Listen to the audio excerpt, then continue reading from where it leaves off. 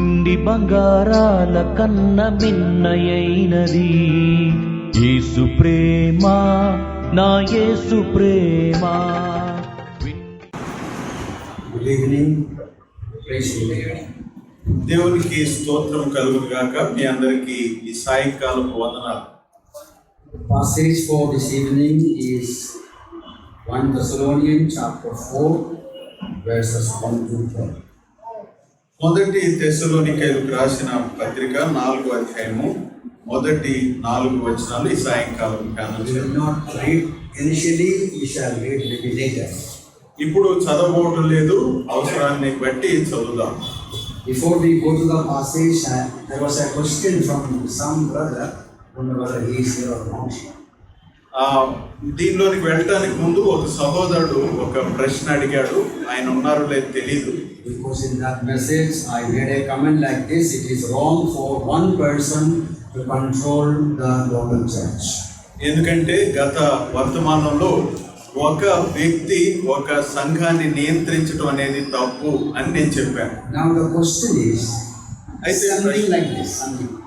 అయితే ప్రశ్న ఇలాగుంది. ఆయన Now an evangelist going to a new place, ఒక సువార్థికుడు క్రొత్త ప్రాంతానికి వెళ్ళినప్పుడు serving the Lord, ప్రభువును సేవించుండగా with much effort he could establish a local assembly. ఎంతో ప్రయాసతో స్థానిక సంఘాన్ని నెలకొల్పుతాడు. And the members are new believers. అక్కడ ఉంటున్న విశ్వసించు వారు క్రొత్త వారు. Now he is controlling the assembly. ఇప్పుడు ఆయన ఆ సంఘాన్ని మరి యాజమాన్యం వహిస్తూ He ఉంటాడు. does everything for the assembly. సంఘానికి తానే అన్ని అవసరాలతో తీరుస్తూ ఉంటాడు. By his own effort he could bring provision for an assembly hall. మరి తన సొంత ప్రయాసతో మరి మందిర నిర్మాణం కొరకు కూడా మరి కొన్ని ప్రయత్నాలు చేస్తారు. So the assembly he established. కాబట్టి తానే స్థాపించిన ఆ స్థానిక సంఘం. What is the problem if he controls the assembly?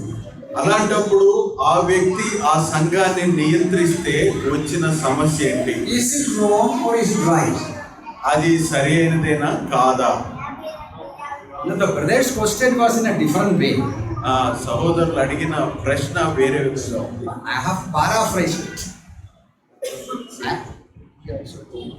The question was something similar, but I made it little more clear. మరి ఇలాంటి ప్రశ్నే వేశాడు. అయితే ఆయన చెప్పిన దాన్ని ఖచ్చితంగా నేను చెప్పడం లేదు, కానీ దాన్ని వివరించి చెప్తున్నాను. The answer is, if you or any individual begins a business, it is your own business.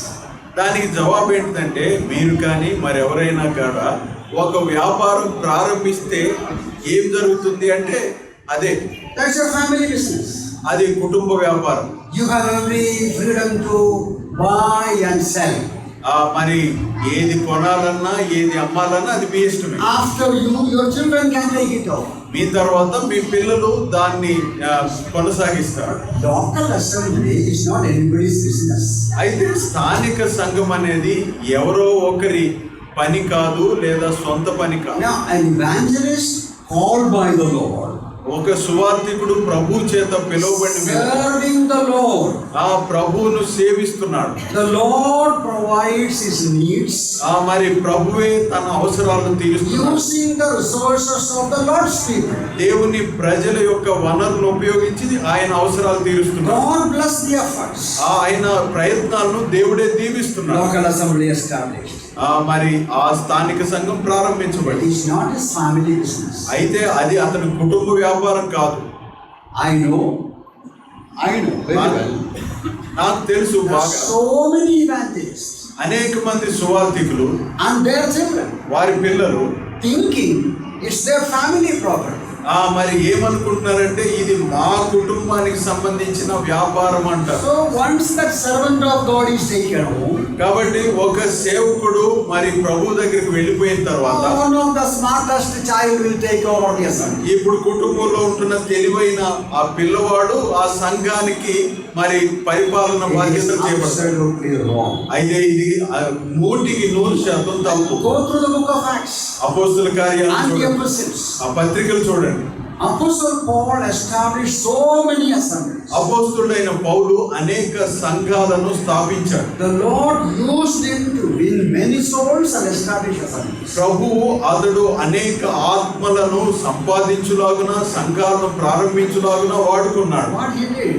ఏం చేశాడు? He never controlled the assembly as his own property. ఆ సంఘాన్ని తన సొంత స్వాస్థ్యమైనట్టు ఎప్పుడు నియంత్రించలేదు. As the assembly grew further, మరి ఆ సంఘము మాకేదో రుణపడి ఉందా అన్నట్లుగా కాదు. appointed elders. మరి ఆ కొనసాగుతుండగా పెద్దలు And నియమించారు. there also confusion will be there. అయితే ఇక్కడ కూడా కొంత గందరగోళం. Himself is telling in Acts chapter 20. అపోస్తుల కార్యములు 20వ అధ్యాయంలో తానే చెప్తున్నాడు. It is the Holy Spirit who raises and appoints the elders. మరి పెద్దలను పరిశుద్ధాత్ముడే మరి పైకి తీసుకుని వచ్చి నియమిస్తాడు. So the responsibility of the evangelist is, కాబట్టి సువార్తికుని యొక్క బాధ్యత as ఏంటంటే the assembly formed, మరి సంఘము నెలకొల్పబడి ఉంటుండగా encourage the brother, మరి సహోదరుని ప్రోత్సహించాలి. take part of various activities in the assembly. సంఘంలో పలు కార్యక్రమాల్లో పాలు పొందడం. Slowly the evangelist will come to know so and so is gifted for such and such ministry. అలా కొనసాగుతుండగా నిదానంగా సువార్తికునికి అర్థమవుతుంది ఏ ఏ బాధ్యతలకు ఏ ఏ సహోదరుడు సరిపోయిన వాడు. So slowly, gradually encourage able men to take up the leadership of the local assembly. కాబట్టి నిదానంగా క్రమక్రమంగా ఎవరైతే సామర్థ్యం కలిగిన వారు ఉంటారో వారు ఆయా బాధ్యతల్లో నియమించబడలాగున వారిని ప్రోత్సహించాలి. As a result of they being used for God in that assembly, ఆ సంఘంలో వారు ప్రభు కొరకు వాడబడుచుంటను బట్టి the believers will automatically accept, acknowledge him or them as the elders or leaders. ఆ విశ్వాసులు మరి వారు ప్రభు చేత వాడబట్టును బట్టి వారిని అంగీకరించి ఆ తర్వాత పెద్దలుగా నియమించడానికి వారు We ఇష్టపడతారు. cannot appoint somebody because that person is submissive to us. నాకు అతడు లోబడి ఉన్నాడని అతన్ని పెద్దగా నియమించడానికి వీల్లేదు. I have no time to go to the details of appointment of elders and all. పెద్దలను నియమించుట అనే వివరాల్లోనికి వెళ్ళడానికి సమయం This లేదు. much I want to tell you. అయితే ఇంతవరకు చెప్తున్నా To that brother, సహోదరుడు, it is absolutely wrong for even an evangelist to sincerely serve the Lord to control the assembly as his own property or business. కాబట్టి ఒక సువార్థికుడు నమ్మకంగా సేవ చేస్తున్నప్పటికీ కూడా ఆ సంఘము తాన స్వామ్యమైనట్టు నియంత్రించడానికి అతనికి ఎలాంటి హక్కు లేదు. Ideal thing is once the Lord raise up elders in that assembly. మరి చేయాల్సిన పని ఏంటంటే ఒకసారి ప్రభు ఆ సంఘంలో పెద్దలను పైకి తెచ్చిన If తర్వాత the Lord is leading you, go to another place. ప్రభు గనుక మిమ్మల్ని ప్రేరేపిస్తున్నట్లయితే మరొక ప్రాంతానికి వెళ్ళండి. Now one more thing I should make a correction there. Correction means, I should say one more thing. ఇక్కడ మరి ఒక దిద్దుబాటు లేదా ఇంకొక మాట దీనికి జత చేయాలి. Now in that new assembly, the Lord raised up elders. మరి ఆ క్రొత్త సంఘంలో ప్రభువు పెద్దలను పైకి తీసుకుని వచ్చాడు. Then what is the role of that evangelist in that assembly? ఇప్పుడు ఆ సంఘంలో ఆ సువార్థికుని యొక్క పాత్ర ఏమిటి? Is he an outsider? ఇప్పుడు అతడు బయటవాడైపోతాడా? Or he has no role there? లేదా అతనికి ఆ సంఘంలో పాత్రే ఉండదా? There are some people confused over that. ఇందులో కొంతమంది గలిబిలి ఉన్నది. He is one of the elders. అయితే అతడు ఆ పెద్దలలో ఒకడు. As long as he is there, ఆయన ఉన్నంత వరకు he is one of the elders. ఆ పెద్దలలో ఒకడిగా ఉంటాడు. He should nobody there. అక్కడ అతడు ఏమీ లేనివాడు, నామమాత్రపు వాడు కాదు. So he should work along with the divinely appointed elders. కాబట్టి దైవికంగా ఇతర పెద్దలు నియమించబడి ఉంటుండగా ఆ సువార్థికుడు కూడా ఒక పెద్దగా వారితో కలిసి పనిచేయాలి. Clear to you? మీకు అర్థమైందని I అనుకుంటున్నాను. hope there is no my explanation made more confusion. I hope it did not make more confusion. నేను వివరించింది మీకు మరింత గలిబిలికి కారణమైందని నేను అనుకోవటం లేదు. Okay, we'll go to chapter 4. ఇప్పుడు 4వ అధ్యాయానికి వెళ్దాం. Now it will be, I hope it will be the end, final, of this study series. మరి ఈ తరగతుల్లో ఇది చివరి ధ్యానం అని నేను అనుకుంటున్నాను. Now there are few verses I skipped కొన్ని వచనాలు నేను వదిలిపెట్టాను. about the prayer of Apostle Paul. అపోస్తుడైన పౌలు యొక్క ప్రార్థన గురించి. Now here chapter 4 verses 1, actually the whole of chapter 4. 4వ అధ్యాయం అంతా చూస్తే There we see an ideal lifestyle. ఒక మాదిరికరమైన జీవన శైలి. We have seen ideal church, మాదిరి సంఘాన్ని చూసాం, ideal ministry, మాదిరి పరిచర్య చూసాం, ideal response to the Lord's work or Lord's people, ప్రభు పని ఎడ్ల, ప్రభు ప్రజల ఎడ్ల ఒక మాదిరి స్పందనను చూసాం, ideal minister. ఆ తర్వాత మాదిరికరమైన పరిచారకుని చూసాం. Now we are considering from Acts, 1 Thessalonians 4, the whole of 4, we see an ideal lifestyle. ఇప్పుడు 4వ అధ్యాయం అంతా ఈ మొదటి తెస్సలోనికైలకు రాసిన పత్రికలో ఒక మాదిరికరమైన జీవన శైలిని చూస్తున్నాం. Notice verse 1. మొదటి వచనాన్ని చూడండి. Finally, then, brethren, we urge and exhort in the Lord Jesus that you should abound more and more, just as you receive from us how you ought to walk and to please God. మెట్టుకు సహోదరులారా, మేము ప్రభువైన యేసు ద్వారా మీకు ఇచ్చిన ఆజ్ఞను మీరు ఎరుగుదురు కాగా, మీరేలాగు నడుచుకొని దేవుని సంతోషపరచవలెనో మా వలన నేర్చుకున్న ప్రకారంగా మీరు నడుచుకుంటున్నారు. ఈ విషయంలో మీరు అంతకంతకు అభివృద్ధి ఉండవలనని మిమ్మల్ని వేడుకొని ప్రభువైన యేసునందు హెచ్చరించుచున్నాము. See, Apostle Paul is reminding them. అపోస్తుడైన పౌలు వారికి జ్ఞాపకం చేస్తున్నాడు. I have already taught you. మీకు ఇప్పటికే నేను నేర్పించాను. Now repeatedly he says that. అది మరలా చెప్తున్నాడు. How you need to walk. మీరు ఎలాగూ నడవాలి.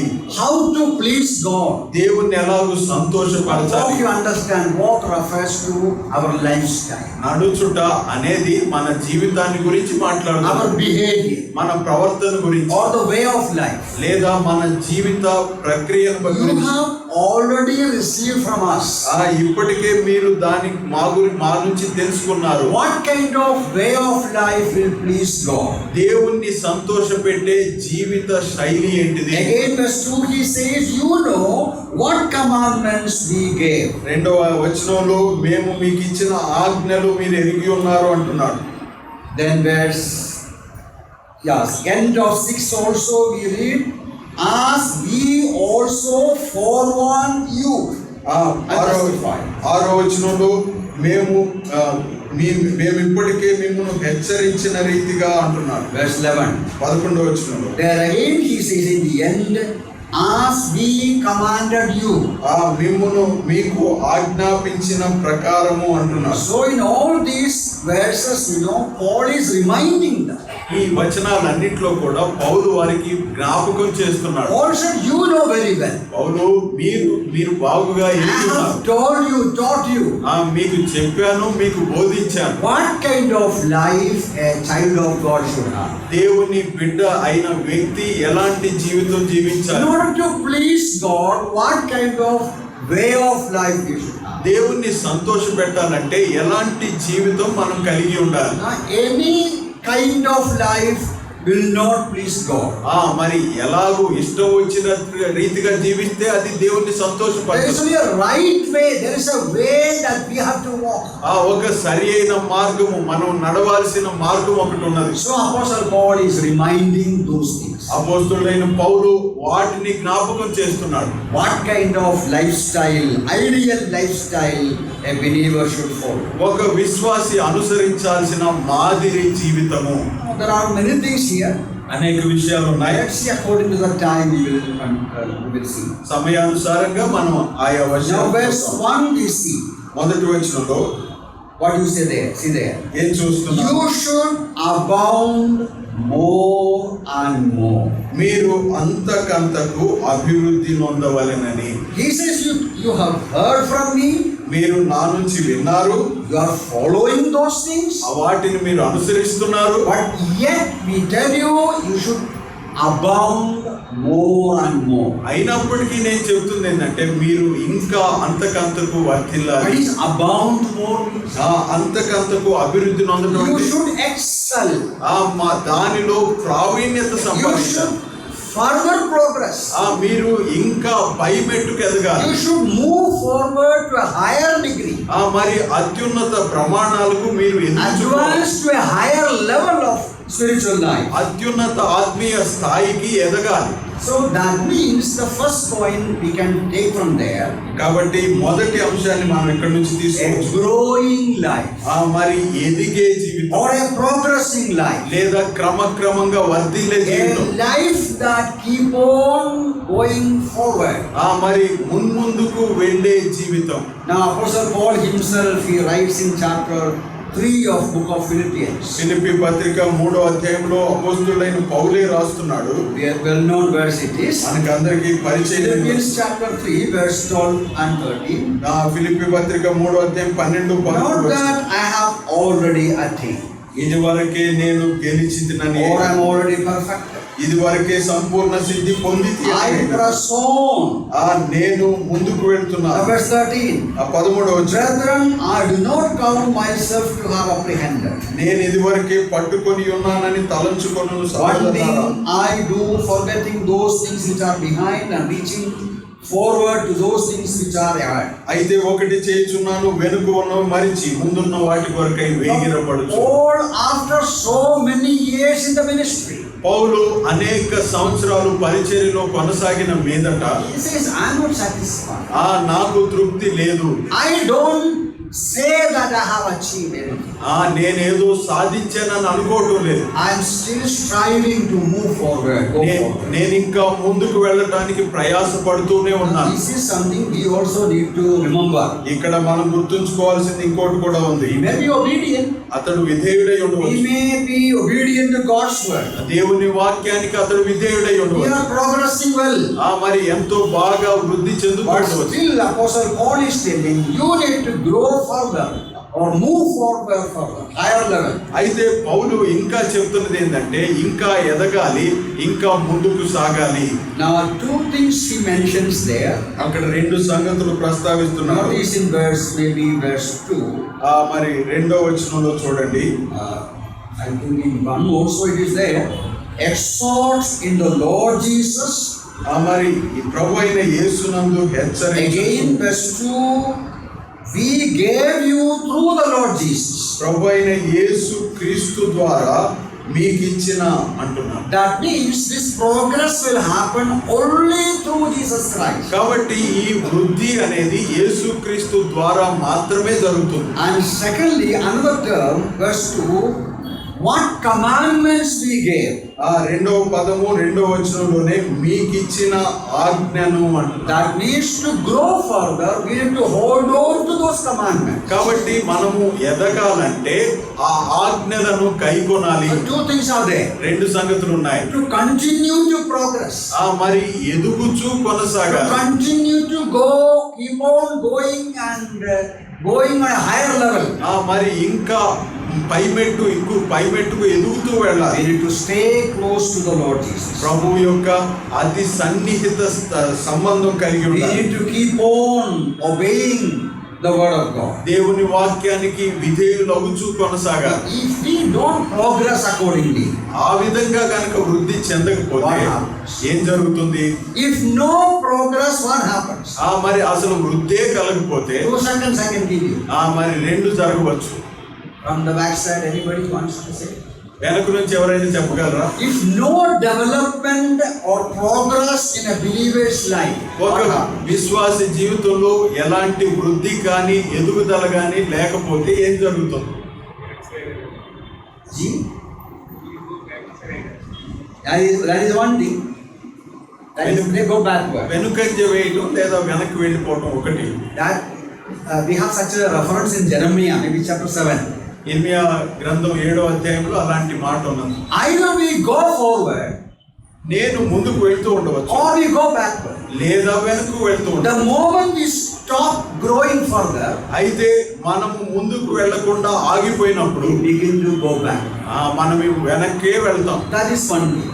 ఇది ఒకటి. And one more thing is there. ఇంకోటి కూడా ఉన్నది. You remember Paul's rebuking words in the book of Corinthians. కొరింథీ పత్రికలో పౌలు గద్దించిన మాటలు గుర్తున్నాయి కదా. You should have been spiritual people by now. ఇప్పటికే మీరు ఆత్మానుసారులై ఉండాల్సి. You are still babes. అయితే ఇంకా పసిబిడ్డలుగా ఉన్నారు. You need milk even today. ఈ రోజు కూడా పాలే మీరు I తీసుకుంటారు. can't speak to you as spiritual men. మరి ఎదిగి బలము పొందిన వారిగా నేను మీతో Because మాట్లాడలేను. you are babes in Christ, you have all kinds of problems. మరి క్రీస్తులో మీరు ఇంకా శిశువులుగా ఉండటం బట్టి అలాంటి అనేక సమస్యలు వస్తున్నాయి. Similarly, in the book of Hebrews also we read. Hebrew పత్రికలో కూడా మనకున్నాయి. Chapter 5, 11 or 12 something. 5వ అధ్యాయం 11, 12 వచ్చిన. Writer says you should have been teachers and able men now eating meat. మరి మీరు ఇప్పటికే ఉపదేశకులై ఉండాల్సింది, బలమైన ఆహారాన్ని తీసుకునే వారిగా ఉండాలి. Milk now. అయితే ఇప్పుడు ఇంకా పాలే So తీసుకున్నారు. the first ideal lifestyle is కాబట్టి ఉండాల్సిన మొదటి మాదిరి జీవితం ఏంటంటే growing life. ఎదిగే జీవితం. Every aspect progress. అన్ని అంశాల్లో ఎదుగుట. The 2026 is now. ఇప్పుడు ఈ 2026వ సంవత్సరం. How much progress we have from 25? 25వ సంవత్సరం నుంచి ఇప్పటి వరకు ఎంత వృద్ధి How చెందాం. much we have advanced from January? జనవరి నుంచి ఇప్పటి వరకు ఎంత ముందుకు వెళ్ళాం. How much progress we got in every area? అన్ని అంశాల్లో మనం ఎంత మేరకు వృద్ధి చెందాం. Now number 2. రెండవది, Now verses 3 to 8. 3 నుంచి 8 వచనాలు. In that long passage, ఆ దీర్ఘ భాగంలో Paul is talking about holy life. పౌలు పరిశుద్ధ జీవితాన్ని గురించి మాట్లాడుతున్నాడు. Now you see verse 3. 3వ వచనాన్ని చూడండి. This is the will of God. ఇది దేవుని చిత్తము, Your sanctification. మీరు పరిశుద్ధులగుటయే. That you should abstain from sexual immorality. అనగా మీరు జారత్వమునకు దూరముగా ఉండుటయే. Now maybe I refer to that in those days, in those cultures, sexual life, immoral life was a way of life. బహుశా ఆయన వ్రాస్తున్న నేపథ్యము, ఆయన ఉన్న దినాల్లో ఆయా సమయాల్లో ఆ అనైతిక లైంగిక జీవితం అనేది In that context, Apostle Paul, because of that background in that society, ఆ సమాజంలో ఉంటున్న ఆ నేపథ్యాన్ని బట్టి పౌలు Apostle Paul repeatedly encouraging them to lead a holy life. వారిని మరలా హెచ్చరిస్తున్నాడు, పరిశుద్ధ జీవితం కలిగి ఉండాలని. Now Paul already I went to sometimes when it happens, mind goes somewhere. You see verse 5. 5వ వచనాన్ని చూడండి. Verse 5. Not in passion of lust like the Gentiles who do not know God. దేవుని ఎరుగని అన్యజనుల వలె కామాభిలాష యందు కాక. I may come to that references again, but just to say, because of the habit of Gentiles, evil habit of Gentiles, ఆ అన్యజనులకుండి ఆ చెడ్డ దుష్ట లక్షణాలను బట్టి Paul is warning them. పౌలు వారిని హెచ్చరిస్తున్నాడు. Now come to Ephesians chapter 5 verse 3. ఎఫెసీ పత్రిక 5వ అధ్యాయం Now by the way, what is immorality? Bible ప్రకారము ఏది అనైతిక జీవితం? Immorality means any form of illicit, illegal, sexual relationship or enjoyment. అనైతిక జీవితం అంటే ఎలాంటి అసంబద్ధమైన అనైతిక లైంగిక కార్యకలాపాలు. It is not only physical activity. ఇది కేవలం శరీరంతో చేసేది మాత్రమే కాదు. Read few more verses. ఇంకా కొన్ని వచనాలు Ephesians 5:3. ఎఫెసీ పత్రిక 5వ అధ్యాయం 3వ వచనం. Fornication and uncleanness or covetousness, let it not even be named among you as is fitting for saying. మీలో జారత్వమే గాని, ఏ విధమైన అపవిత్రతయే గాని, లోభత్వమే గాని వీటి పేరైనను ఎత్తకూడదు. Did you understand that? అర్థమైందా? Not even to name it. అసలు పేరే రాకూడదు. Not even to refer to such evil practices of the Gentiles. అన్య జనులలో ఉండే అలాంటి దుష్ట క్రియలు అసలు ఆ పేరే మనకు రాకూడదు. Now see Colossians chapter 3. కొలస్సీ పత్రిక 3వ అధ్యాయానికి వెళ్దాం. Colossians chapter 3 verse 5. కొలస్సీ పత్రిక 3వ అధ్యాయం 5వ వచనం. Therefore put to death your members which are on the earth, fornication, uncleanness, passion, evil desire, and covetousness, which is idolatry. కావున భూమి మీదనున్న మీ అవయవములను అనగా జారత్వమును, అపవిత్రతను, కామాతురతను, దురాశను, విగ్రహారాధన అయిన ధనాపేక్షను చంపివేయుడి. Notice evil desire, passion. మరి దురాశ అంటున్నాడు. So no imagination also. ఇక్కడ అసలు ఊహ కూడా కాదు. Matthew's gospel, you know it very well, but still you can read. మత్తయి సువార్త కూడా మనకు బాగా The తెలిసిందే. Lord Jesus says in Matthew's gospel chapter 5. మత్తయి సువార్త 5వ అధ్యాయంలో ప్రభువైన యేసు అంటున్నాడు. He says in 5, Matthew's gospel 5:27, he says like that. 5వ అధ్యాయం 27వ You have వచనం. heard that it was said to those of old, you shall not commit adultery, verse 28. But I say to you that whoever looks at a woman to lust for her has already committed adultery with her heart, in his heart. వ్యభిచారము చేయవద్దని చెప్పబడిన మాట మీరు విన్నారు కదా. నేను మీతో చెప్పినది ఏమనగా, ఒక స్త్రీని మోహపు చూపుతో చూచు ప్రతివాడు అప్పుడే తన హృదయమందు ఆమెతో వ్యభిచారము చేసిన వాడు. So no evil talk. కాబట్టి అసలు ఆ చెడ్డ మాటలే ఉండవు. Not to talk like the unbelievers. మరి అవిశ్వాసుల వలె మాటలుడకూడదు. No evil desire, imaginations. మరి తప్పుడు ఆశలు లేదా No wrong look, lustful look. లేదా చెడ్డ చూపు లేదా మరి ఆకర్షించే చూపు. Now one more verse from Thessalonians 5:22. 1 Thessalonians 5:22. మొదటి తెస్సలోనికైలకు రాసిన పత్రిక 5:20. Abstain from every form of evil. ప్రతి విధమైన కీడునకును దూరముగా ఉండుడి. That means not only one or two kind of evil life. అనగా ఏదో ఒకటో రెండో చెడ్డ క్రియల నుంచి కాదు, Every form of evil life. అన్ని రకాల చెడ్డ క్రియల నుంచి. Now how, Apostle Paul is encouraging them. పౌలు వారిని ప్రోత్సహిస్తున్నాడు. Lead a holy life. పరిశుద్ధ జీవితం జీవించండి. How to do that? ఎలా చేయాలది? How to control, how to keep themselves holy. తమ్ము తాము పరిశుద్ధులుగా ఎలాగూ జీవించాలి. 3 things he mentions there. అక్కడ 3 సంగతులు చెప్తున్నాడు. Verse 4. 4వ వచనం. Each one of you should know how to possess his own vessel in sanctification and honor. పరిశుద్ధత యందును ఘనత యందును తన ఘటమును ఎట్లు కాపాడుకొనువలెనో అది ఎరిగి ఉండాలి అంటున్నాడు. What is number 1? మొదటిది ఏంటిది? Now that vessel, reference to vessel, there are some Bible teachers they think he is referring to wife. ఇక్కడ ఘటము లేదా పాత్ర అని చెప్పబడింది. కొంతమంది బైబిల్ పండితుల ప్రకారం భార్యను గురించి అంటున్నారు. So according to them, the writer says honor your wife and keep her pure. ఇక్కడ దాని భావం ఎలా చెప్పుకోవచ్చు, మీ భార్యను ఘనపరిచి ఆమెను పరిశుద్ధముగా. But that is not right. అయితే అది సరికాదు. The context is about the way we use our body. ఇక్కడ సందర్భం ఏంటంటే మన శరీరాలను వాడే తీరు. We read in some other verses references about body is considered as vessel. శరీరము ఒక పాత్రగా వాడబడిన ప్రయోగించబడిన కొన్ని వచనాలు. 2 Corinthians 4:7 earthen vessel, body is earthen vessel. 2 కొరింథీ 4:7లో శరీరము మంటి ఘటముగా 2 Timothy 2:21 there we read about how to keep our vessel holy so that the vessel will be used for an honorable purpose. 2 Timothy పత్రిక 2:21లో మరి యజమానుడు వాడుకొంటకు అర్హమైన పాత్రగా ఉండుటకు మన దేహం ఎలా ఉండాలి. So Paul is telling here, ఇక్కడ పౌలు చెప్తున్నాడు, we need to control our body passions. మన శరీర ఆశలను నియంత్రణలో Our ఉంచుకోవాలి. body has desire. మన శరీరానికి కొన్ని ఆశలు ఉన్నాయి. Again, I can't go into the details of those things. ఆ వివరాల్లోనికి నేను వెళ్ళలేను. The flesh desire. శరీర ఆశలు. Our body has some legitimate desire.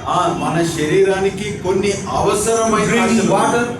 మరి నీళ్లు తాగటం, To have friendship with people, కొంతమందితో స్నేహం to చేయటం, eat food, ఆహారం and తీసుకోవడం, such many things are there. అలాంటి అనేకమైన ఉన్నాయి. But because of the sin nature within us, అయితే మనలో ఉంటున్న పాప స్వభావాన్ని బట్టి the right and legal or legitimate desire మరి ఆ సరి అయిన చట్టానుసారమైన ఆ అవసరమైన ఆశ become corrupted.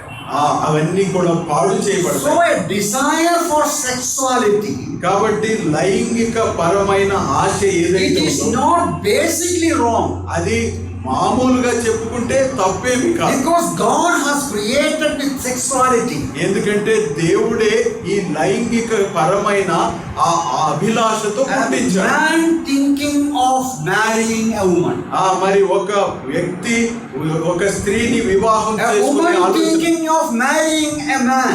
ఒక స్త్రీ ఒక పురుషుణ్ణి వివాహం It is చేసుకోవటానికి very much natural. ఇది It సర్వసాధారణ, is legitimate. ఇది సరి It అయినది, is divine desire. ఇది దైవికమైన ఆశయే. If that desire is not there, అయితే అలాంటి ఆశ లేకపోతే that is abnormality. అది అసాధారణంగా But ఉంటుంది. the problem, because of the sin nature within us, అయితే సమస్య ఏంటంటే మనలో ఉంటున్న పాప స్వభావం this రీత్యా God created desire is corrupted by the sin nature. దేవుడు ఏదైతే ఆ ఆశను సృష్టించాడో పాపమును బట్టి అది పాడు చేయబడింది. Fulfillment of sexuality according to God's plan is marriage. మరి దేవుని యొక్క కార్యక్రమం ప్రకారము, దేవుని ఆలోచన ప్రకారం That's- లైంగిక కోరిక నెరవేర్చుకోవటం వివాహం ద్వారా. That's why we read marriage is honorable in all. అందుకనే మనం చదువుతాము వివాహము అన్ని విషయములలో ఘనమైనది. Any sexual activity outside marriage is sin, immorality, wickedness. ఏ లైంగిక క్రియ అయినా వివాహానికి బయట ఉండేది అది అనైతికమైనది, మరి చట్టరీత్యా So అసంబద్ధమైనది. what Paul says, ఇక్కడ పౌలు ఏమంటున్నాడు? naturally your body will demand something. మరి సర్వసాధారణంగా నీ శరీరము కొన్ని ఆశిస్తుంది. You need to control that passion. అయితే ఆ ఆశలను నియంత్రణలో In the ఉంచుకోవాలి. book of Romans 13, Apostle Paul writes like this. రోమా పత్రిక 13వ అధ్యాయంలో అపోస్తలుడైన పౌలు In the రాస్తున్నాడు. end of 13 he says, make no provision for the flesh to fulfill its lust. 14వ వచనం చివరిలో శరీరేచ్ఛలను నెరవేర్చుకుంటకు శరీరము విషయమై ఆలోచన If చేసుకొని any moment we try to satisfy the passion, the desire, the lust of our body, ఏ క్షణమైతే మన శరీరానికి ఉన్న ఆశ, కోరిక లేదా మరి ఎంతో గాఢమైన ఆశను తీర్చుకోవాలని అనుకుంటే it's not just a fall. అది పడిపోవటం కాదు. We'll keep on failing. We will keep on failing. మనము పడిపోతూనే ఉంటాం. Because as somebody said, sexual sin is not a servant but a master, powerful master. ఎందుకంటే ఒకరు ఇలాగ చెప్పారు, మరి లైంగిక పరమైన పాపం అనేది అది మన దాసుడు కాదు, అది ఎంతో బలవంతమైన యజమాని. Even an evil imagination. ఒక చెడ్డ ఊహ. If you allow for 1 second, ఒక్క క్షణం కనుక it దాన్ని goes to అనుమతిస్తే another second to another level. మరి ఆ మరుక్షణంలో ఇంకొక స్థాయికి I వెళ్తుంది. don't know about you. మీ గురించి తెలియదు. I don't know about your mind. మీ మనసు I don't know about your mindset. మరి మీ మనస్సు తీరు గురించి I నాకు know తెలియదు. well. అయితే నాకు తెలిసి Why? ఎందుకు? I am also a man. ఎందుకంటే నేను కూడా మనిషినే. The dangerous thing today is అయితే ఈ రోజు ప్రమాదకరమైన the విషయం thing that is in your pocket, in my pocket. మరి నీ జేబులో నా జేబులో ఉన్నది. Lot of things ఎన్నో విషయాలు leading us to imagination. అవన్నీ కూడా ఊహలకు You open the ఊహమిస్తున్నాయి. YouTube, YouTube తెరిస్తే certain pictures are coming. కొన్ని చిత్రాలు వస్తున్నాయి. Video is coming. వీడియోలు వస్తున్నాయి. You never sought it. నీవు అసలు దాన్ని You అడగలేదు. never desired it. దాన్ని అవి రావాలని When you కోరలేదు. see a picture, అయితే అది చూసిన a వెంటనే natural desire to see what it is. మరి ఇది ఏందా అని మామూలుగా మనం What is the చూడడానికి content of it? అసలు అందులో You ఏముంది? don't like it. మీకు ఇష్టం Still ఉండకపోవచ్చు, a curiosity. అయినప్పటికీ జిజ్ఞాస ఉంటుంది. Imagination going on. ఊహ, Thoughts. ఆలోచన, Very dangerous. ఇవన్నీ So ప్రమాదం. Apostle Paul says, make no provision for the desires of your body. అందుకని అపోస్తుడైన పౌలు శరీరేచ్ఛలు నెరవేర్చుకుంటూ ఎలాంటి తావీయవద్దు You అంటున్నాడు. remember in chapter 9 of 1 Corinthians, మొదటి కొరింథీ పత్రిక 9వ అధ్యాయంలో in the end of chapter 9, he says, I discipline my body, bring it into subjection. ఆ చివర్లో నా శరీరమును నలుగగొట్టి దానిని లోబరుచుకొనుచున్నాను అన్నాడు. I should not be disqualified. ఎందుకంటే నేను భ్రష్టుడనైపోదునేమో. What does it mean by I discipline my body? నేను శరీరాన్ని నలగొట్టుకోవడం అంటే ఏంటి? Body demands something. ఒక శరీరము ఏదైనా ఆశిస్తే, I think in English it is I discipline. మరి ఇక్కడ క్రమశిక్షణ అనే పదం వాడబడింది. Yeah, that is Kramasikshana. In Hindi it is something like Mara Kutta. మరి హిందీలో అయితే గట్టిగా ఒత్తి పట్టేది, That means he will hit the body. అనగా శరీరాన్ని గట్టిగా కొట్టడం. Of course, that is discipline the body. అయితే అదే శరీరాన్ని నలగొట్టడం. When the body demands something, ఏ శరీరం అయితే ఆశిస్తుందో, Lord will say you keep quiet. నీవు ఇప్పుడు దాన్ని నిశ్శబ్దంగా ఉండని చెప్పాలి. Such strict way he disciplined his body, అలాంటి కఠినమైన శిక్ష కలిగి ఉండాలి, so that he may not be disqualified. ఆ విధంగా అతడు అనర్హుడు అవ్వకుండా So ఉంటాడు. that is the first thing Paul says here.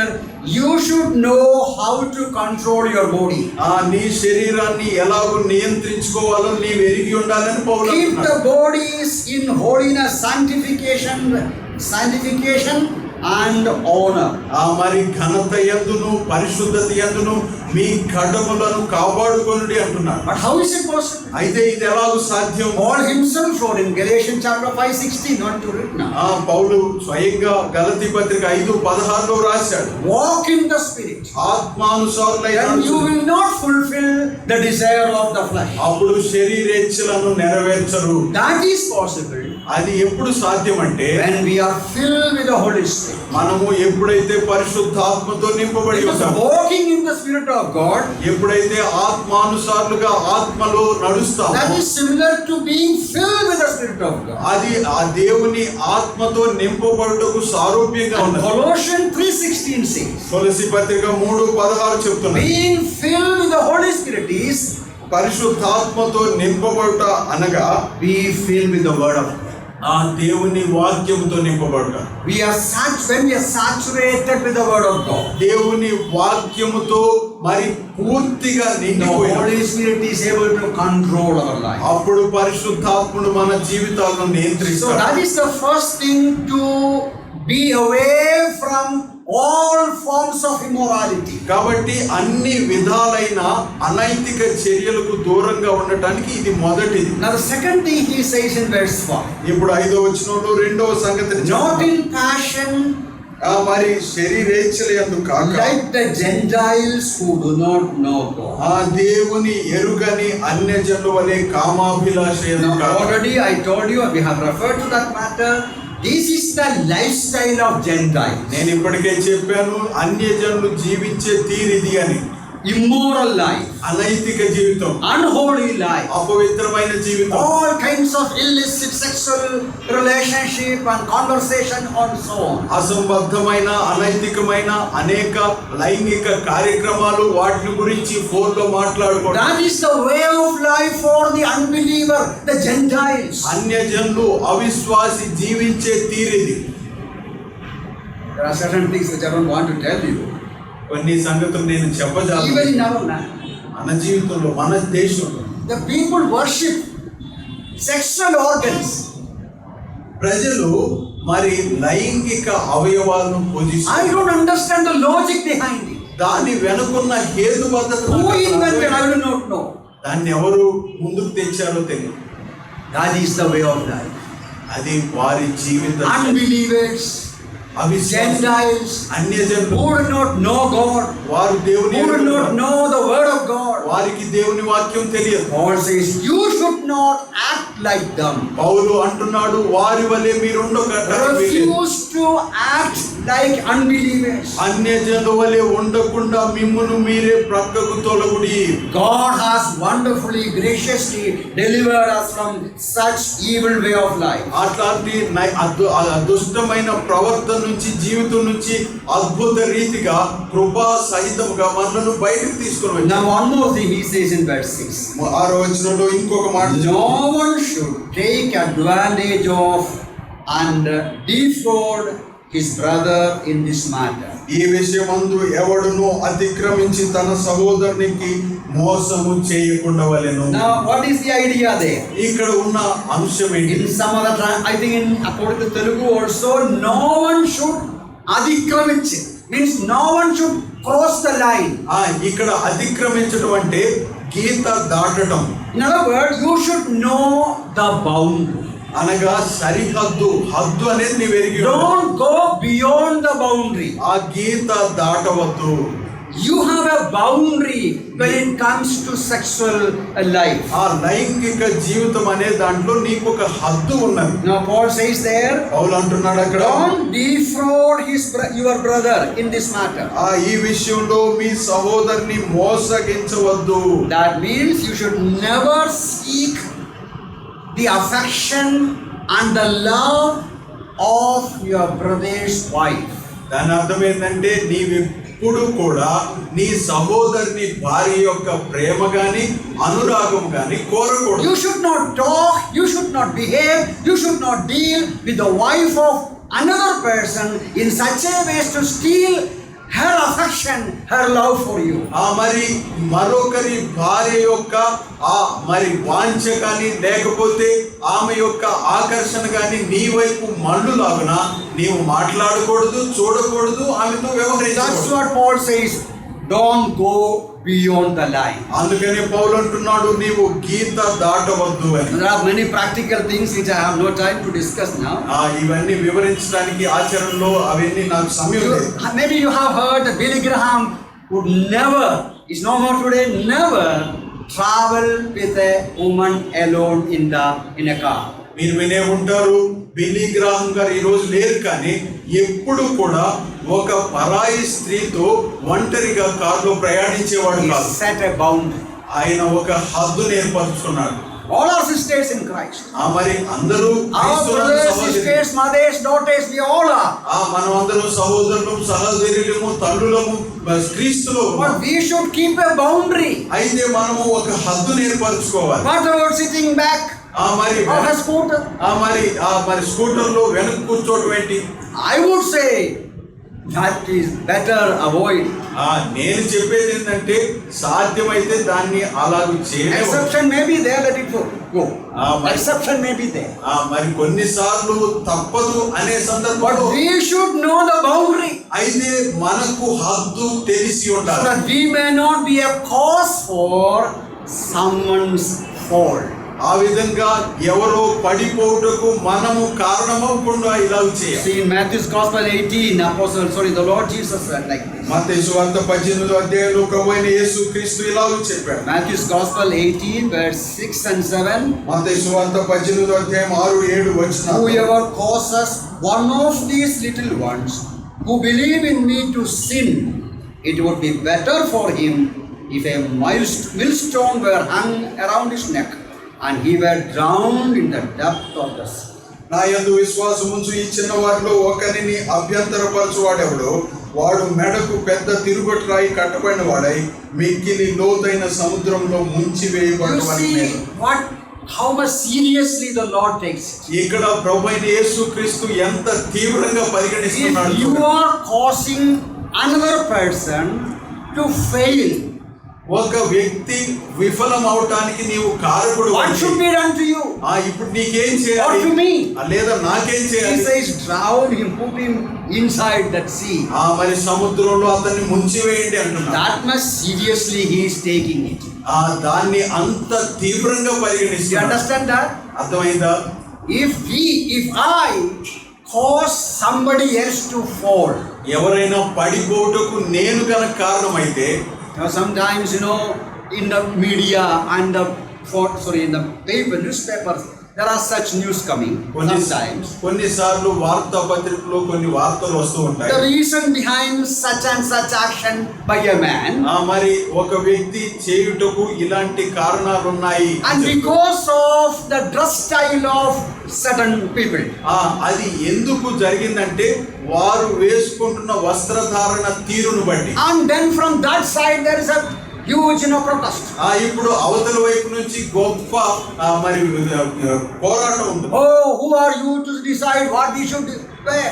మేము ఏది వేసుకోవాలో నియంత్రించడానికి మీరెవరు అని. Many years ago I wrote an article, biblical dress code. మరి అనేక సంవత్సరాల క్రితము వాక్యానుసారమైన వస్త్రధారణ అనేది. By the way, I have a website. మరి వారి వెబ్సైట్ ఉంది. It is called gracepeace.net. gracepeace.net అనేది. I have a magazine also. దానికి పత్రిక కూడా ఉంది. PDF file only. So online magazine. ఇది ఆన్లైన్ లో దొరుకుతుంది. PDF file. Name is Grace Peace. Grace and Peace. Grace and Peace అనేది. So you can visit that website, gracepeace.net. gracepeace.net అనేది మీరు So చూడవచ్చు. many articles are there, studies are there. అక్కడ అనేక పరిశోధనలు వ్యాసాలు ఉన్నాయి. Many years ago I wrote about biblical dress code. అనేక సంవత్సరాల క్రితము లేఖనానుసారమైన వస్త్రధారణ. I don't even refer to that. అయితే ఈ రోజుల్లో దాన్ని అసలు చెప్పటమే I was లేదు. ashamed to say such things. ఎందుకంటే అలాంటి మాటలు చెప్పటానికి సిగ్గుపడుతున్నా. Because it is in the passage I am talking about. మరి ఇది భాగంలో ఉన్నది కాబట్టి నేను చెప్తున్నాను. So if you or me causing another person to fall, I am responsible for that. నీవు గాని నేను గాని మరొక వ్యక్తి పడిపోవుటకు కారణమైతే నీవు నేనే బాధ్యులం. It is a sin against the Holy Spirit. పరిశుద్ధాత్మనికి వ్యతిరేకంగా చేసే It's పాపం a ఇది. sin against our own body. మన సొంత దేహానికి విరోధంగా చేసే It is పాపం ఇది. sin against another person. మరొక వ్యక్తికి వ్యతిరేకంగా చేసే పాపం. So Apostle Paul says you should know the boundary. కాబట్టి అపోస్తలుడైన పౌలు మీరు హద్దు ఎరిగి ఉండాలి. Now why is it so serious? ఎందుకు ఇది తీవ్రమైనది? Now again 3 reasons Apostle Paul says here. ఇక్కడ అపోస్తలుడైన పౌలు మరలా 3 కారణాలు చెప్తారు. First reason, verse 7. 7వ వచనంలో మొదటి For కారణం. God did not call us to uncleanness, but in holiness. పరిశుద్ధులకుటికే దేవుడు మనల్ని పిలిచెను గాని అపవిత్రులుగా ఉండుటకు That పిలవలేదు. is the purpose of God in our call. మన దేవుని పిలుపులో మన ఎట్లా ఆయనకున్న ఉద్దేశం. Even earlier also he said the same thing. ముందు కూడా అదే మాట That is in చెప్పాడు. verse 3. 3వ వచనంలో This is the will of God, your sanctification. పరిశుద్ధులగుటయే మీరు మీ ఎడల దేవుని చిత్తం. Why should we be away from all forms of immorality?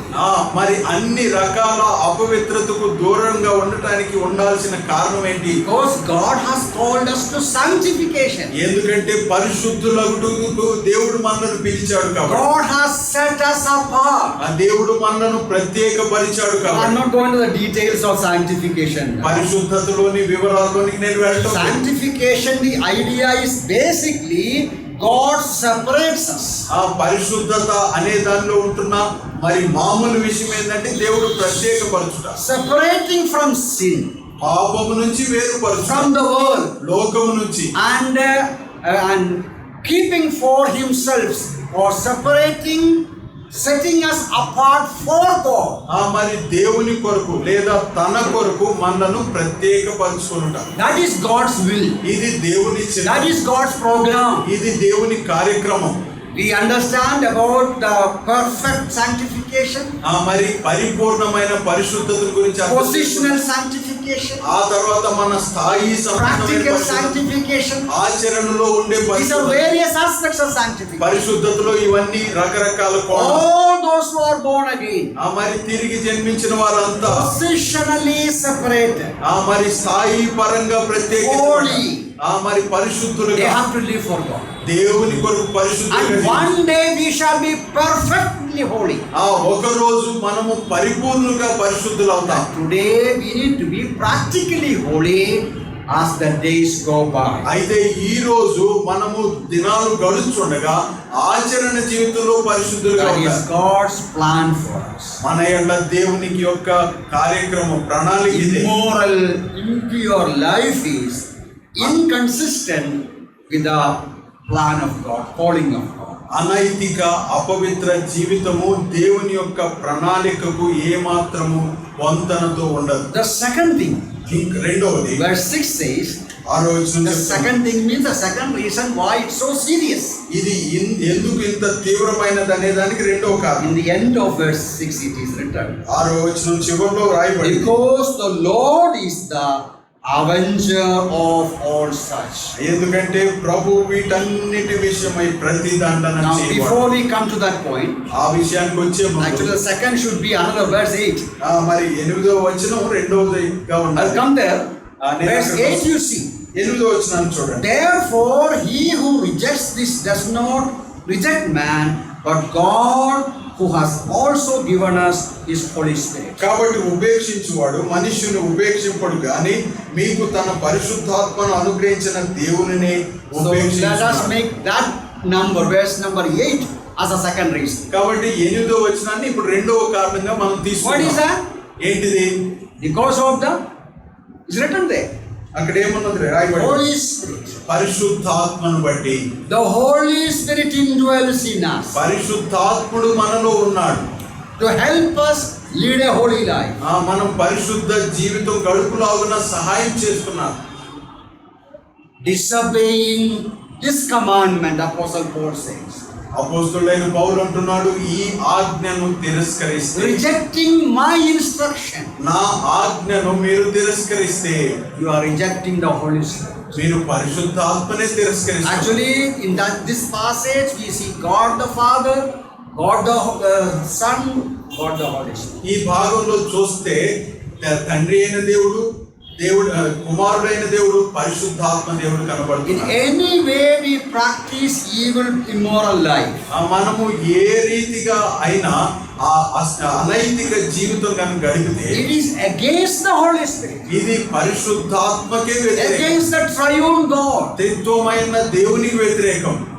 So we need to abstain from all kinds of sexual sins. కాబట్టి అన్ని రకాల లైంగిక పాపముల నుంచి మనం Spirit of God will be grieved by such evil life. అలాంటి మరి పాపపు కార్యాల వలన పరిశుద్ధాత్ముడు Spirit దుఃఖిస్తాడు. of God will be quenched. మరి పరిశుద్ధాత్మ మరి ఆర్పివేయబడతాడు. Now the third, ఇప్పుడు మూడవది we already read verse 6. 6వ వచనం చూసాం కదా. The Lord is the avenger of all these. ప్రభువు వీటన్నిటి విషయమై ప్రతి దండన. What was the first one?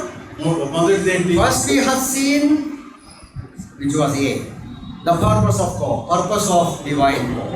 మరి దైవిక పిలుపు వెనుకుంటున్న ఉద్దేశం. Number 2, because of the Holy Spirit. రెండవది పరిశుద్ధాత్మ. Holy Spirit indwells in us. ఎందుకంటే పరిశుద్ధాత్ముడు మనలో Number 3. నివసిస్తున్నాడు. మూడవది Very serious. ఎంతో తీవ్రమైన, God is the avenger of such life. అలాంటి జీవితానికి ప్రభువే ప్రతిదండన చేస్తాడు. The law of the land may help you. మరి ఆ దేశ చట్టం మీకు సహాయం చేయవచ్చు. Recently I read, in these days I read, ఈ మధ్య కాలంలోనే నేను I చదివాను. think in Telangana, తెలంగాణలో the recruiting agency cancelled the appointment of a policeman. మరి పోలీసులు నియామకాన్ని మరి నియామకం చేసిన వాళ్ళు ఆపివేశారు. The reason is they found he is immoral. He was unfaithful to a woman. మరి కారణం ఏంటిదంటే అతడు ఒక స్త్రీ పట్ల మరి పాపము చేశాడు. Supreme Court ordered. మరి supreme court తీర్పిచ్చింది. You have no right to look into the moral life of that person. ఇప్పుడు ఆ సుప్రీంకోర్టు ఇచ్చిన తీర్పు ఒక వ్యక్తి నైతిక జీవితంలోనికి తొంగి That is their చూడటానికి freedom to live with anybody or have any relation with anybody. మరి ఎవరితో జీవించడానికైనా ఎవరితో సంబంధం పెట్టుకోవడానికైనా వారికి హక్కు స్వేచ్ఛ ఉన్నదని Even తీర్పించింది. some years ago, maybe 2-3 years ago, కొన్ని సంవత్సరాల క్రితం, I read 2-3 the court సంవత్సరాలు order. You may know that. మరి మీకు తెలుసు Even a married person, వివాహమైన వ్యక్తి కూడా, husband or wife, భార్య గాని భర్త, they have the freedom to live with anybody. ఎవరితోనైనా జీవించడానికి స్వేచ్ఛ ఉంటుంది. Husband cannot say she should stay with me only. భర్త ఆమె నాతోనే ఉండాలని చెప్పడానికి, Her freedom to move with anybody. ఆమె ఎవరితోనైనా Wife cannot make a complaint. Husband should live with her only. భర్త తానతోనే జీవించాలని భార్య. This is the legal system in our land. ఇది మన దేశ చట్టం. So Paul is telling, అయితే పౌలు అంటున్నాడు, because of your immoral life, నీ అనైతిక జీవితాన్ని బట్టి in the court will say, okay, no problem. న్యాయస్థానం సరిపోతుందిలే అని చెప్పవచ్చు. Worldly court may not punish you and me. లోకానుసారమైన ఆ న్యాయస్థానం నిన్ను నన్ను శిక్షింపదు. God is telling, the Lord is the avenger of all such. అయితే పౌలు అంటున్నాడు, అలాంటి వారందరికీ దేవుడే ప్రతిదండన He చేస్తాడు. also forewarned you and testified. మీకు ఇంతకు ముందే దీని గురించి హెచ్చరించాము, సాక్ష్యం ఇచ్చాము. God will punish all the wicked believers. మరి దుష్టత్వ జీవితంతో ఉంటున్న విశ్వాసులందరికీ దేవుడు శిక్ష While విధిస్తాడు. writing to Corinthians, Apostle Paul says like this, కొరింథీ విశ్వాసులకు రాస్తూ అపోస్తలుడైన పౌలు ఇలాగ అంటున్నాడు, reminding the story of Israelites. తన సొంత జీవితాన్ని జ్ఞాపకం చేసి Israelites. మరి జీవితాన్ని And he says in 10:8, 1 Corinthians 10:8, మొదటి కొరింథీ పత్రిక 10:8, nor let us commit sexual immorality as some of them did, and in one day 23,000 fell. మరియు వారి వలె మనము వ్యభిచరించక యుందము, వారిలో కొందరు వ్యభిచరించినందున ఒక్క దినమున 23,000 మంది కూలిరి. 23,000 fell. 23,000 మంది The కూలిరి. details we see in Numbers 25. సంఖ్యాకాండం 25వ అధ్యాయంలో దీని వివరణ ఉంటుంది. So many believers అనేక మంది విశ్వాసులు among us, మన మధ్యలోనే they think Romans 8:1. రోమా పత్రిక 8:1 వారు What అనుకుంటారు. is there in Romans 8:1? రోమా పత్రిక 8:1, All who are in Christ, no more condemnation. క్రీస్తు యేసునందు ఉన్న వారికి అందరికీ ఏ శిక్ష విధి Wonderful లేదు. verse. ఎంతో అద్భుతమైన వచనం. No more condemnation. ఎలాంటి శిక్షా విధి లేదు. That is true. వాస్తవం. No more hellfire. నరకాగ్ని లేదు. We will not go to that white throne. ఆ ధవళ సింహాసనం ముందుకు వెళ్ళాం. But we forget often. అయితే మనం తరచుగా Let's read it మర్చిపోయేది. very quickly. Only 4 minutes. 4 minutes I have. 4 1 నిమిషాలు. Corinthians 11:30. మొదటి కొరింథీ పత్రిక 11. For this reason many are weak, sick among you, many sleep. మరి దీన్ని బట్టి అనేక మంది రోగులైరి, అనేక మంది బలహీనులైరి, అనేక మంది Verse నిద్రిస్తున్నారు. 32, but when we are judged, we are chastened by the Lord, అయితే మనకు మనమే తీర్పు తీర్చుకొని ఎలా అంటున్నాడు, that we may not be condemned with the world. మరి లోకముతో పాటు మనకు శిక్షా విధి కలుగకుండునట్లు. We will not be condemned with the world. లోకముతో మనం తీర్పు పొందాం. No judgment in the white throne. మరి ఆ ధవళ సింహాసనం ఎదుటి తీర్పేమి. All the believers who live in sin, అయితే ఏ విశ్వాసి అయితే పాపంలో జీవిస్తున్నాడు, unconfessed sins, మరి ఒప్పుకొనని పాపంలో ఉన్నాడు, will have to face chastening. వారు శిక్షను అనుభవించాలి. 3 degrees of chastening is there according to Corinthians. కొరింథీ పత్రిక ప్రకారము 3 తీవ్రతల Some శిక్ష. are weak, some are sick, some sleeping. కొంతమంది బలహీనులుగా, కొంతమంది రోగగ్రస్తులుగా, కొంతమంది నిద్రిస్తున్న వర్గం, That means even die. అనగా చనిపోతారు. With much fear only we can refer to such things. With much fear only we can refer to these things. ఎంతో భయంతోనే ఇలాంటి మాటలు It మనకు can happen చెప్పవచ్చు. in the life of anybody. ఇది ఏ విశ్వాస జీవితమైనా జరగవచ్చు. I really fear నాకైతే నిజంగా భయం వేస్తుంది. many believers, అనేక మంది విశ్వాసులు even after going through chastening hand of God, మరి ఆ దేవుని యొక్క శిక్షా హస్తం గుండా వెళ్ళినప్పటికీ it is true, it is not punishment. అది క్రమశిక్షణ ఏమి కాకపోవచ్చు. God is dealing with us అయితే దేవుడు మనతో పని చేస్తుండగా to be aware of our sins, మన పాపముల గురించి మనము అవగాహన to కలిగి ఉండాలి. confess and repent, వాటిని ఒప్పుకొని తప్పు and మార్చుకొని seek forgiveness by the blood of Jesus Christ. ప్రభు అయిన యేసుక్రీస్తు రక్తం యొక్క ఆ క్షమాపణ కోరునట్లుగా God has to deal with sin. ఆ దేవుడు పాపము విషయంలో ఖచ్చితంగా తీర్పు We తీరుస్తాడు. cannot cover it. మనం దాన్ని కప్పు We పెట్టలేము, cannot forget it. దాన్ని మరిచిపోలేము. Sometimes we think like that. కొన్నిసార్లు మనం ఇలాగ If అనుకుంటాం, made a fight at home or committed a sin on Saturday, మరి మనం ఇంట్లో కొట్లాడితేనో లేకపోతే Sunday we శనివారం don't take part in the Lord's Day.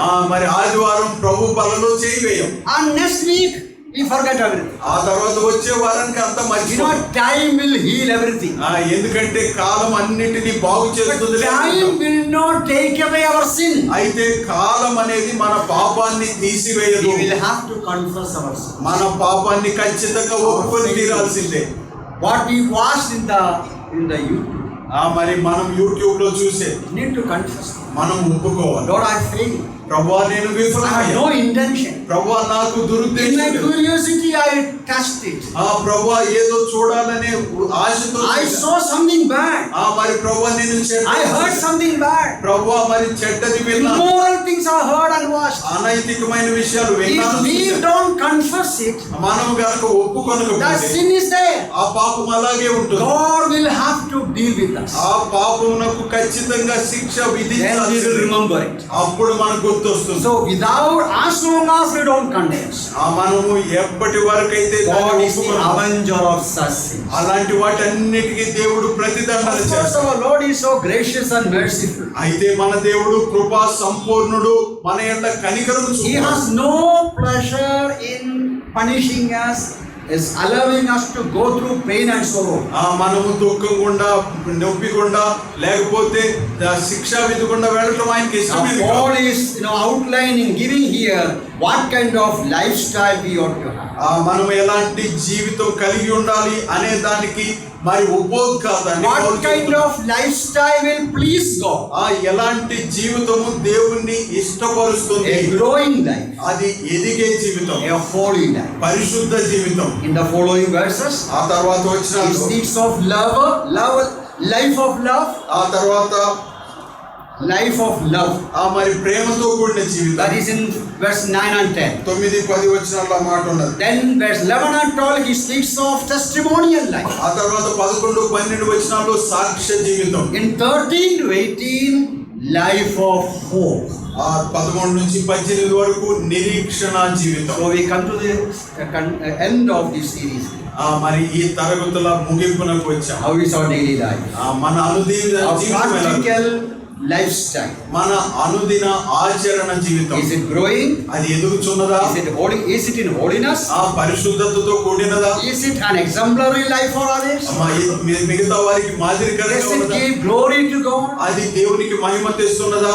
Is it a testimonial life? అది సాక్ష్య జీవితంగా ఉన్నదా? My prayer that as we continue to study, meditate upon this passage, lead a holy life. మనము ఈ భాగాన్ని ధ్యానిస్తూ ఉంటుండగా పరిశుద్ధ జీవితం మనం అందరూ జీవించాలనేది నా ప్రార్థన. Through our life, the Lord will be pleased. అలాగున ప్రభు మన జీవితం ద్వారా సంతోషపడతాడు. May the Lord's be glorified. ప్రభు నామం మహిమపరచబడతాడు.